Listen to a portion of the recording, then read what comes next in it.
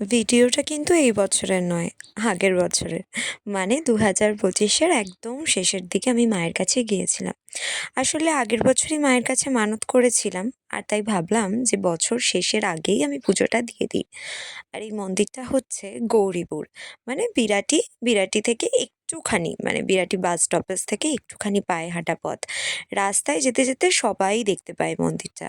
মায়ের কাছে এত সুন্দরভাবে পুজো দেওয়া যায়, আর এই মন্দিরে যেতে আমার ভীষণ ভালো লাগে। এই মন্দিরটা আমার পার্সোনালি খুব পছন্দের একটা মন্দির। মন্দিরটা পছন্দ হওয়ার কিন্তু আমার কাছে যথাযথ কারণ রয়েছে।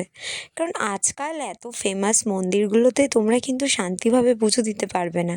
হ্যাঁ, মন্দির মানেই মা সেখানে বিরাজ করেন, কিন্তু সব মন্দিরে আমরা শান্তি ভরে পুজো দিতে পারি না। এই মন্দিরে কিন্তু আমরা সত্যিই শান্তিভাবে পুজো দিতে পারি। মানে তুমি যদি ছোট একটা জবার মালাও মায়ের কাছে নিয়ে যাও, সেই জবার মালাটাও কিন্তু পুরোহিত মাকে পরিয়ে দেন। আর শান্তিভাবে তুমি বসে পুষ্পাঞ্জলিও দিতে পারো। মাকে তাই পুজো দিয়ে ধূপবাতি দেখিয়ে মায়ের কাছে বসে পুষ্পাঞ্জলিও দিয়ে দিলাম।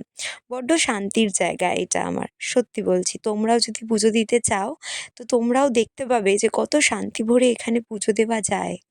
এখন এমন অনেক মন্দির আছে যে মন্দিরগুলোতে মাকে হয়তো ঠিকভাবে দাঁড়িয়ে একটু দেখাও যায় না, ভালোভাবে পুজো দেওয়া তো দূরের কথা। কিন্তু এই মন্দিরটা কিন্তু পুরোপুরি তার বিপরীত। শান্তি ভরে তুমি পুজোও দিতে পারবে, মাকে পুষ্পাঞ্জলিও দিতে পারবে, আর দেখতেও পাবে মাকে মন ভরে। তো পুজো দিয়ে এখানে পুজোর প্রসাদও আমি নিয়ে নিলাম। এখানে কিন্তু প্রসাদ দেয়ও মাঝে মাঝে, মানে শনি মঙ্গলবার করে। আর তারপরে চলে গিয়েছিলাম আমার মধ্যমগ্রামের বাড়িতে। যেহেতু পুজোটা দিয়েছিলাম দাদুর নামে, তাই দাদু দিদাকে প্রসাদটাও দিয়ে এলাম, আর দাদু দিদার সাথে দেখাও করে নিলাম।